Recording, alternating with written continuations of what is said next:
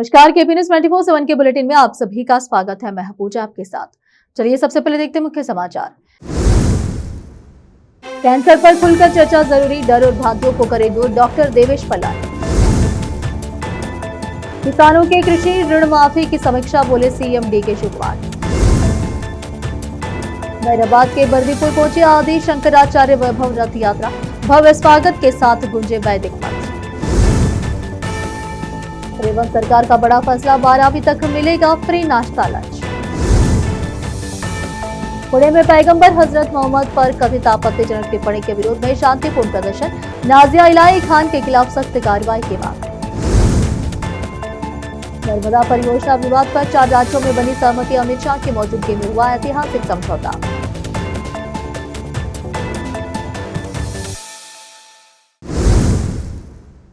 अब समाचार विस्तार से।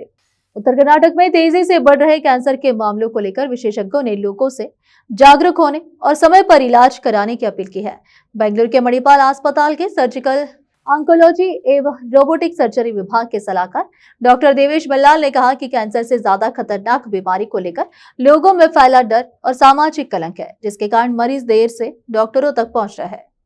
बिदर के जिला पत्रकार भवन में आयोजित प्रेस वार्ता को संबोधित करते हुए डॉक्टर देवेश पल्लाल ने कहा कि अब समय आ गया है कि कैंसर को लेकर समाज में खुलकर चर्चा की जाए। उन्होंने कहा कि सामाजिक कलंक और अप्रमाणित वैकल्पिक उपचारों पर भरोसा करने के कारण कई मरीज सही समय पर इलाज नहीं करा पाते, जिससे बीमारी गंभीर हो जाती है। उन्होंने बताया कि आधुनिक कैंसर सर्जरी में अत्याधुनिक और सटीक तकनीकों का इस्तेमाल किया जा रहा है।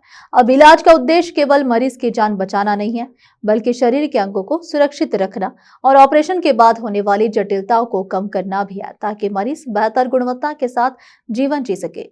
डॉक्टर बल्लाल ने कहा कि आज कैंसर का इलाज हर मरीज की बीमारी की प्रकृति के अनुसार अलग अलग तरीके से किया जाता है। विशेषज्ञ डॉक्टरों की टीम मरीज के ट्यूमर की जैविक संरचना का अध्ययन कर व्यक्तिगत उपचार योजना तैयार करती है, जिससे बेहतर परिणाम मिल रहा है। उन्होंने तंबाकू सेवन को कैंसर का प्रमुख कारण बताते हुए कहा कि राज्य में दर्ज होने वाले लगभग 25% कैंसर मामलों के लिए तंबाकू सीधे तौर पर जिम्मेदार है। अनुमान के मुताबिक करीब 22,000 कैंसर के मामले तंबाकू सेवन से जुड़े हुए हैं। डॉक्टर बल्लाल ने कहा कि कैंसर के समय पर जांच, तंबाकू नियंत्रण और विशेष रूप से महिलाओं एवं ग्रामीण क्षेत्रों में जागरूकता बढ़ाना बेहद ज्यादा जरूरी है। उन्होंने कहा कि समाज, सरकार और चिकित्सा क्षेत्र के संयुक्त प्रयासों से ही कैंसर जैसी गंभीर बीमारी के बढ़ते खतरे पर प्रभावी नियंत्रण पाया जा सकता है।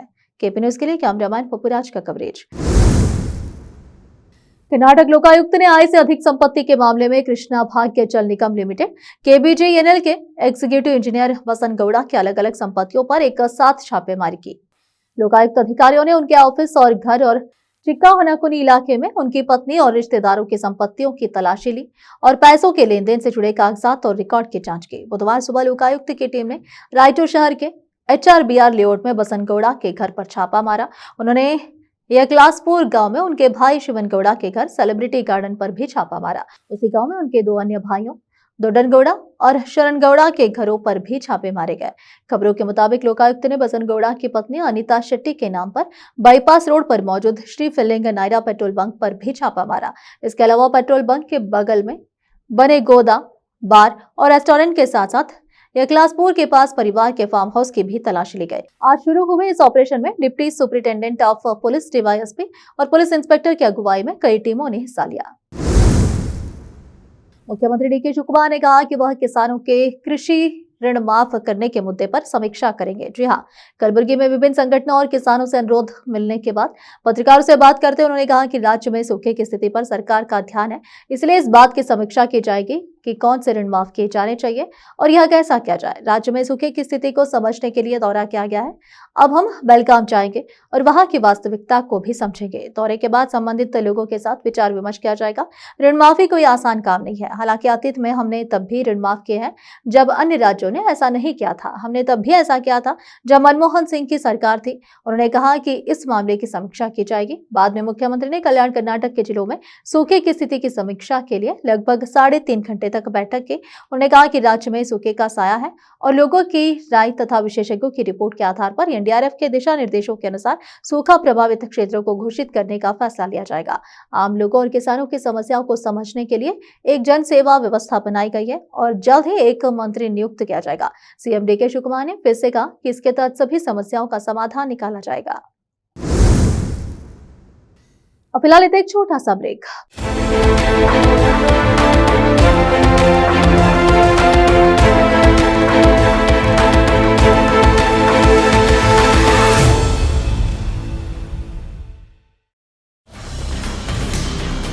हिंदुस्तान के हर कोने में हम हैं मौजूद। 24 घंटे हालात पर गहरी नजर, खबरों से जुड़े चुपते सवालात,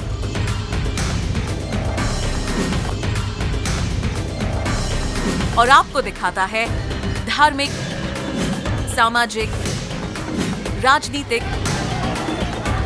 लोकल और इंटरनेशनल न्यूज की सबसे बेहतर कवरेज, जो आपको रखती है हर पल बाखबर। देश और दुनिया भर की खबर के लिए देखते रहें केपी न्यूज 24/7।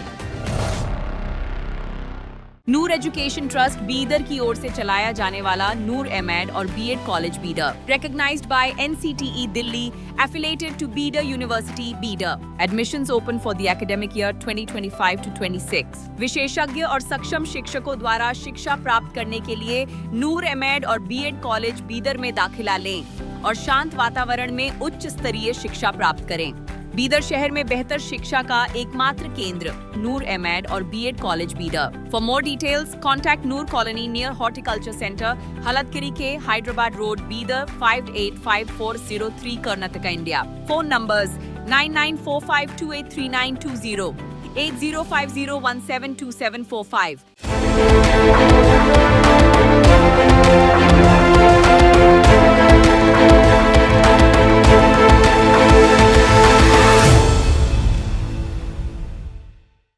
ब्रेक के बाद आप सभी का स्वागत है। आइए देखते देश के अन्य समाचार।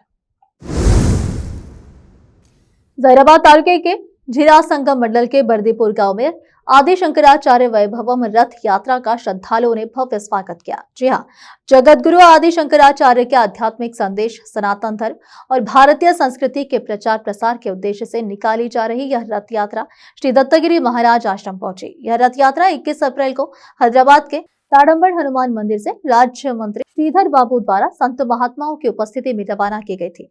यात्रा तेलंगाना, आंध्र प्रदेश, कर्नाटक, महाराष्ट्र सहित देश के विभिन्न राज्यों का भ्रमण कर रही है और लोगों को सनातन धर्म के मूल्यों तथा आदि शंकराचार्य के आदर्शों से जोड़ने का संदेश दे रही है। बर्दीपुर पहुंचने पर ग्रामीणों और श्रद्धालुओं ने पुष्प वर्षा और जय घोष के साथ रथ यात्रा का स्वागत किया। इस अवसर पर आदि शंकराचार्य की प्रतिमा को पालकी में विराजमान कर वैदिक मंत्रोच्चार और पारंपरिक वाद्य यंत्रों के साथ शोभा यात्रा निकाली गई। श्री दत्तगिरी महाराज आश्रम में विशेष पूजा अर्चना भी संपन्न हुई। डॉक्टर सिद्धेश्वरानंदगिरी स्वामी महामंडलेश्वर ने कहा, धर्म की रक्षा करना प्रत्येक व्यक्ति का कर्तव्य है। सभी लोगों को जगतगुरु आदि शंकराचार्य के आदर्शों और शिक्षाओं का पालन करते हुए भारत की आध्यात्मिक एवं सांस्कृतिक विरासत के संरक्षण में अपना योगदान देना चाहिए। जहीराबाद से संवाददाता मोहम्मद नेमुतुल्लाह की रिपोर्ट। तेलंगाना के मुख्यमंत्री रेवंत रेड्डी ने एक बड़ी घोषणा की है। जी हां, उन्होंने बताया कि राज्य सरकार ने नर्सरी से लेकर 12वीं कक्षा तक के छात्रों के लिए मुफ्त नाश्ता और दोपहर के भोजन की योजना शुरू की है। मुख्यमंत्री ने यह बात बाल मृतम योजना के एक नए प्लान का उद्घाटन करने के बाद कही। उन्होंने कहा कि यह कदम विकसित और स्वस्थ तेलंगाना बनाने की दिशा में एक बड़ा प्रयास है। मुख्यमंत्री रेवंत रेड्डी ने बताया कि गरीब बच्चों के माता पिता को सुबह जल्द ही काम पर जाना पड़ता है। इस वजह से माताओं के पास सुबह बच्चों के लिए नाश्ता बनाने का पर्याप्त समय नहीं बचता। इसी समस्या को दूर करने के लिए यह योजना शुरू की गई है। उन्होंने बताया कि राज्य सरकार शिक्षा पर सालाना लगभग 27,000 रुपए खर्च करती है। सरकार सरकारी स्कूलों में बुनियादी ढांचे और पढ़ाई के स्तर को निजी कॉर्पोरेट स्कूलों के बराबर बेहतर बनाने के लिए सभी जरूरी कदम उठा रही है। मुख्यमंत्री ने कहा कि सरकार का लक्ष्य छात्रों को अच्छी शिक्षा देना है। सरकार शिक्षा पर होने वाले खर्च को एक निवेश मानती है। यह योजनाएं वोट बैंक के लिए नहीं बल्कि छात्रों के बेहतर भविष्य के लिए शुरू की जा रही है। महाराष्ट्र के कई जिलों में पैगंबर हजरत मोहम्मद के संबंध में कथित आपत्तिजनक टिप्पणी के विरोध का सिलसिला जारी है। इसी कड़ी में पुणे में मूल निवासी मुस्लिम मंच के नेतृत्व में बड़ी संख्या में लोगों ने जिलाधिकारी कार्यालय के सामने शांतिपूर्ण धरना प्रदर्शन किया और संबंधित मामलों में सख्त कानूनी कार्रवाई की मांग उठाई। धरना प्रदर्शन का नेतृत्व मूल निवासी मुस्लिम मंच के अध्यक्ष अंजुम इनामदार ने किया। इस दौरान विभिन्न मुस्लिम जमातों, धार्मिक संस्थाओं, सामाजिक संगठनों, जनप्रतिनिधियों और सामाजिक कार्यकर्ताओं ने बड़ी संख्या में भाग लिया। प्रदर्शनकारियों का आरोप है कि नाजिया इलाही खान की कथित टिप्पणी से पैगंबर हजरत मोहम्मद के सम्मान को ठेस पहुंची है और करोड़ों मुस्लिमों की धार्मिक भावनाएं आहत हुई है। प्रदर्शन के दौरान उनके खिलाफ नारे लगाए गए तथा पोस्टर पर जूते चप्पल मारकर प्रतीकात्मक विरोध दर्ज कराया गया। प्रदर्शनकारियों ने सरकार से मामले की निष्पक्ष जांच कर कानून के अनुसार सख्त कार्रवाई की मांग की है। इस अवसर पर जमीयत उलेमा महाराष्ट्र के उपाध्यक्ष एवं पुणे जिला अध्यक्ष हाफिज कारी मोहम्मद इदरीस भी अपने साथियों के साथ आंदोलन में शामिल हुए। अंजुम इनामदार ने कहा कि मुस्लिम समाज संविधान और कानून के दायरे में रहकर शांतिपूर्ण एवं लोकतांत्रिक तरीके से अपना विरोध दर्ज करा रहा है और भविष्य में भी धार्मिक सम्मान से जुड़े मामलों में इसी प्रकार अपनी आवाज उठाता रहेगा। कार्यक्रम के अंत में प्रतिनिधिमंडल ने जिलाधिकारी के माध्यम से राष्ट्रपति और राज्यपाल के नाम ज्ञापन सौंपकर नाजिया इलाही खान के खिलाफ कानूनी कार्रवाई की मांग की। संवाददाता मौलाना नौशाद कासमी की रिपोर्ट। पश्चिम बंगाल के बारुईपुर में एक लड़की के कथित रेप और हत्या के मुख्य आरोपियों में से एक को बुधवार तड़के एक एनकाउंटर में मार गिराया गया। जी हां, पुलिस ने बताया कि क्राइम सीन को दोबारा बनाने की प्रक्रिया के दौरान जब आरोपी ने पुलिस कस्टडी से भागने की कोशिश की तो उस पर गोली चलाई गई। मीडिया की रिपोर्ट के मुताबिक आरोपी ने कथित तौर पर एक पुलिस कर्मी से हथियार छीन लिया और भागने की कोशिश करते हुए पुलिस टीम पर गोली चलाई। वर्दीधारी पुलिस कर्मियों का कहना है कि उन्होंने आत्मरक्षा में जवाबी कार्रवाई की। गोलीबारी में आरोपी को गोली लगी और उसे अस्पताल ले जाया गया, जहां डॉक्टरों ने उसे मृत घोषित कर दिया। और फिलहाल लेते एक और छोटा सा ब्रेक। हिंदुस्तान के हर कोने में हम हैं मौजूद। 24 घंटे हालात पर गहरी नजर, खबरों से जुड़े चुपते सवालात,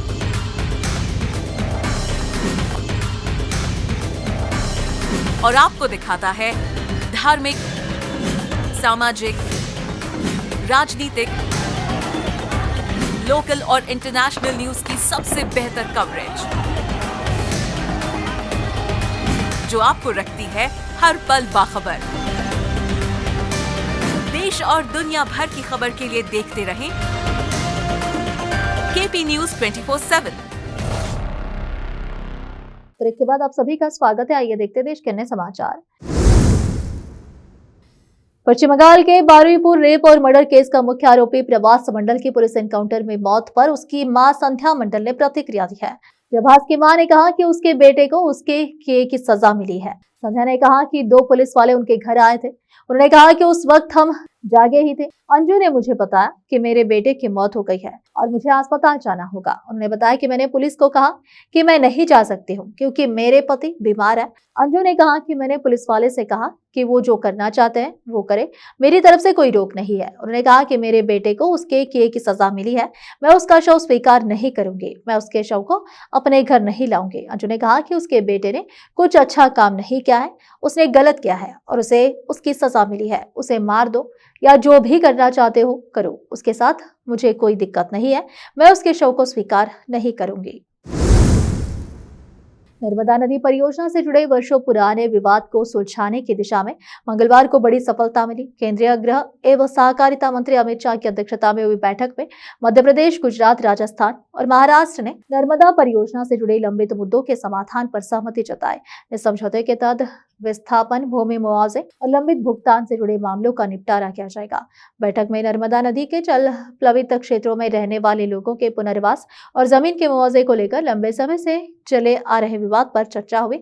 अधिकारियों के अनुसार चारों राज्यों ने आपसी सहमति से इस मुद्दे को सुलझाने पर सहमति व्यक्त की। यह विवाद कई दशकों से लंबित था, जिसके कारण प्रभावित परिवारों को मुआवजे और अन्य अधिकारों को लेकर परेशानियों का सामना करना पड़ रहा था। इस महत्वपूर्ण बैठक में केंद्रीय जल शक्ति मंत्री CR पाटिल भी मौजूद रहे।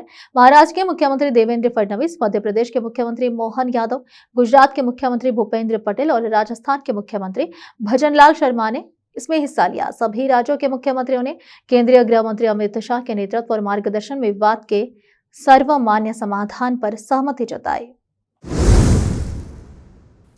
उड़ीसा के कोरापुट जिले में भ्रष्टाचार के खिलाफ बड़ी कार्रवाई की गई है। आरोपी सरकारी अधिकारी के घर से 500 की गड्डी के रूप में लाखों रुपए नकद जब्त किए हैं। उड़ीसा विजिलेंस ने जयपुर में तैनात deputy director geology come deputy director of mines Satyajit Raut को 2 लाख रुपए की रिश्वत लेते हुए रंगे हाथ गिरफ्तार किया है। विजिलेंस की इस कार्रवाई के दौरान आरोपी के पास से रिश्वत की पूरी रकम बरामद कर ली गई है। इसके अलावा तलाशी के दौरान उनके घर से 2.90 लाख रुपए नकद भी मिले।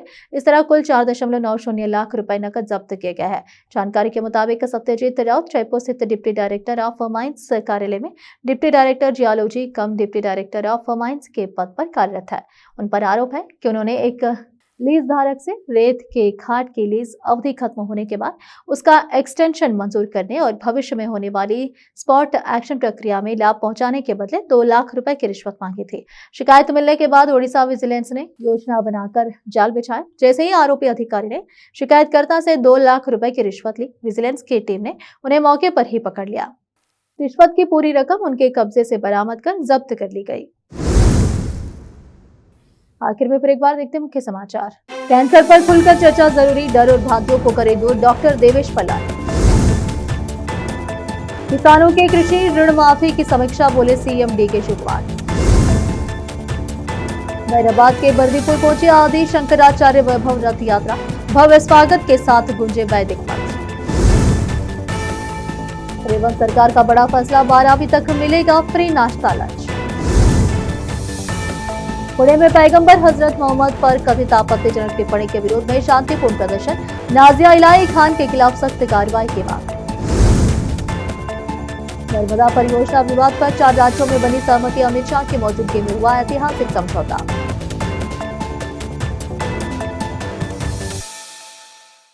केपी न्यूज के इस बुलेटिन में इस वक्त के लिए इतना ही। देश विदेश और स्थानीय समाचारों के लिए देखते रहिए आपका अपना चैनल केपी न्यूज 24/7। अधिक जानकारी के लिए चैनल को लाइक, शेयर और सब्सक्राइब करना ना भूलें। धन्यवाद।